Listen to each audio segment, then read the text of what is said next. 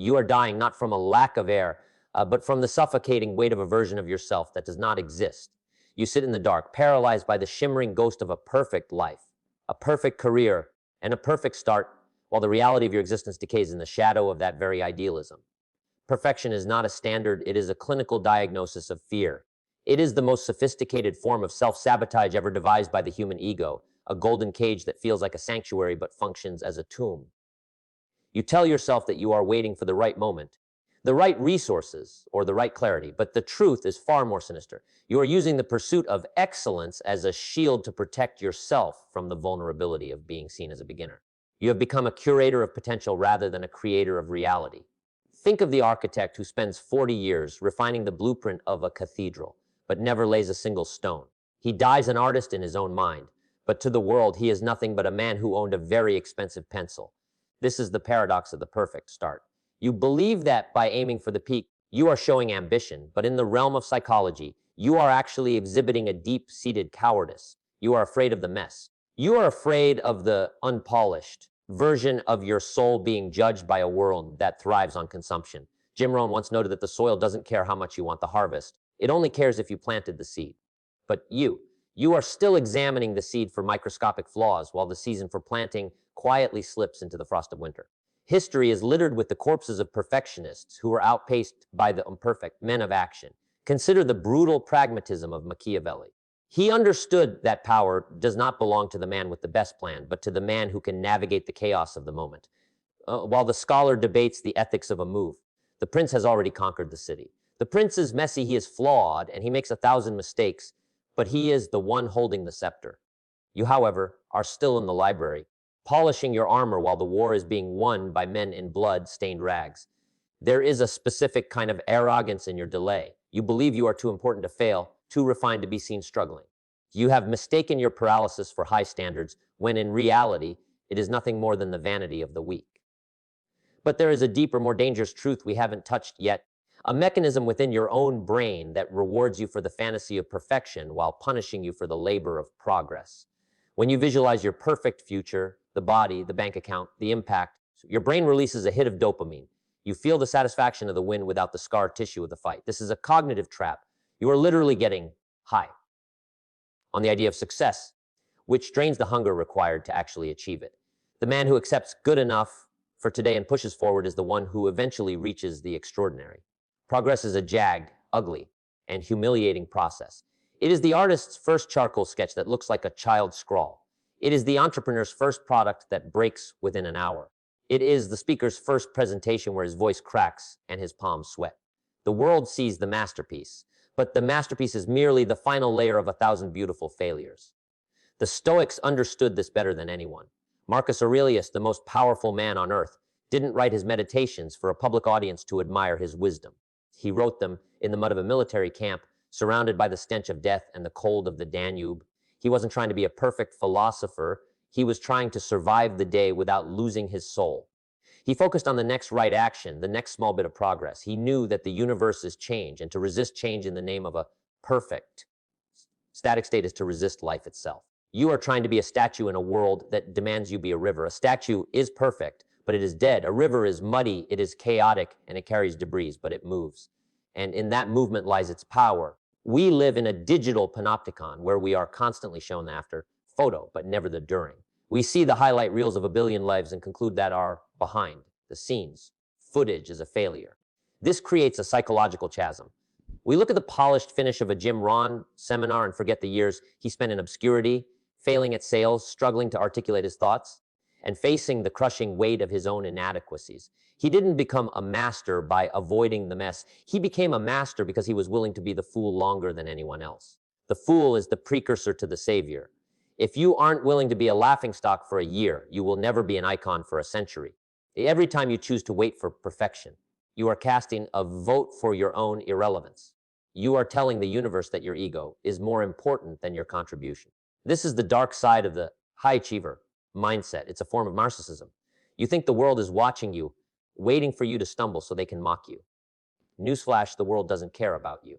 People are too busy drowning in their own insecurities to notice your mediocre first draft. This realization should be liberating, yet you use it as a reason to hide. You use the vastness of the world as an excuse for your own smallness. But even as we discuss the virtue of the messy start, there is a hidden cost to this philosophy that most are too afraid to mention, a price that must be paid in the currency of your own identity.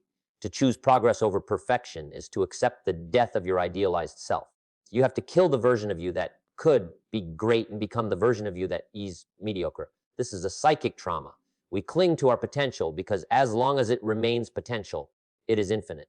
Once we take action, it becomes finite. It becomes measurable. It becomes something that can be critiqued.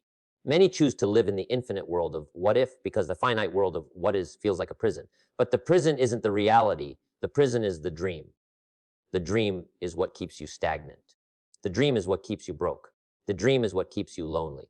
Jim Rohn spoke about the discipline of the few versus the excuses of the many. The many excuse themselves because the conditions aren't perfect. The few realize that conditions are never perfect.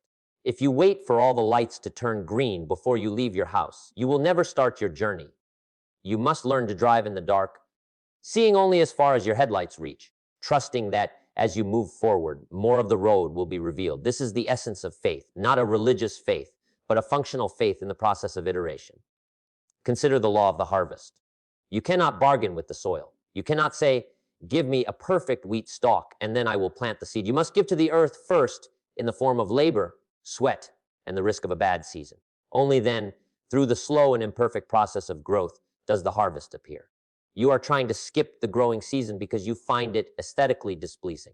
You want the golden fields without the mud on your boots. But the mud is where the nutrients are. The mistakes are where the data is.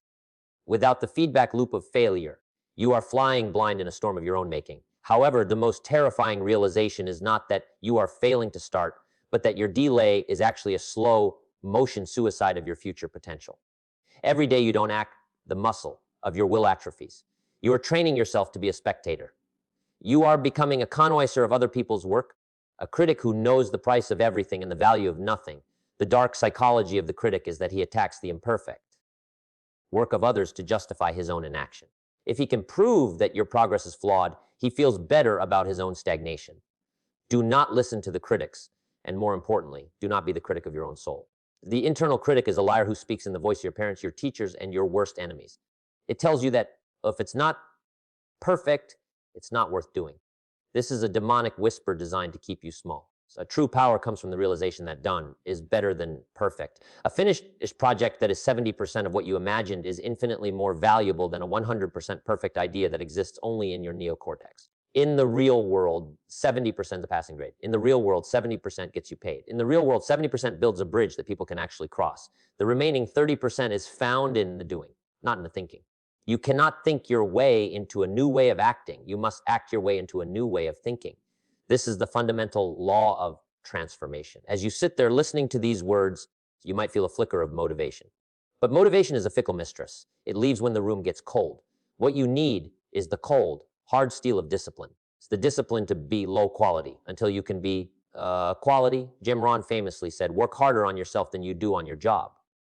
Working on yourself doesn't mean reading more books. It means subjecting yourself to more reality. It means putting your ideas into the marketplace and letting the marketplace punch them in the face. It means taking the perfect version of your dream and dragging it through the dirt until it hardens into something real. But what if I told you that the fear of being not enough is actually a shadow cast by an even greater fear, the fear of who you might become if you actually succeeded? The success is terrifying because it brings responsibility. If you remain a perfectionist who never starts, you can always maintain the illusion that you could have been a king if you had only tried. It is a comfortable lie. But if you start and you make progress and you eventually win, you lose the right to complain. You lose the right to be a victim. You lose the purity of your struggle. Many people choose the perfection of their misery over the perfection of their success because misery is familiar. Progress is alien. Progress demands that you shed your old skin, and shedding skin is a painful, bloody process. The elite don't wait for inspiration. They follow a schedule. They understand that the muse is a worker who only shows up when you are already at the desk. If you wait for the perfect mood, you are a slave to your biology. If you act regardless of your mood, you are the master of your destiny. This is the principle of progress in its rawest form. It is the willingness to be bored, to be frustrated, and to be mediocre day after day until the cumulative effect of those small gains creates a landslide of achievement. It is the compound interest of effort. So think about the sheer violence of a seedling breaking through concrete. It isn't a perfect process. The plant is twisted, it's scarred, and it has to fight against the crushing weight of the world just to see the sun. It doesn't ask for a clear path. It creates one through the sheer persistence of its growth. You are that seedling, but you have convinced yourself that you should only grow if the concrete is removed first. The concrete will never be removed. The resistance is the very thing that gives you the strength to stand once you break through. Your flaws are not obstacles. They are the grip that allows you to climb. So as we reach the deeper layers of this philosophy, we must confront the ultimate truth. Your time is a finite resource that is being liquidated every second you hesitate. You are trading your life for nothingness in exchange for the comfort of not being judged. You are worried about the perfection of a life that is currently 80 degrees C towards its end. The clock does not care about your high standards. The grave does not care about your most masterpieces. The only thing that remains is the impact of your actions, however flawed they may have been. So burn the blueprints that you are too afraid to build. Embrace the ugly start. Write the bad sentence. Run the slow mile. Launch the flawed business. The world is waiting for your contribution, not your perfection, good enough. Today, not your flawless, never. Stop being a spectator in the theater of your own life. The curtain is already up, the lights are blinding, and the audience is waiting. It doesn't matter if you forget your lines or trip over your feet. All that matters is that you stay on the stage.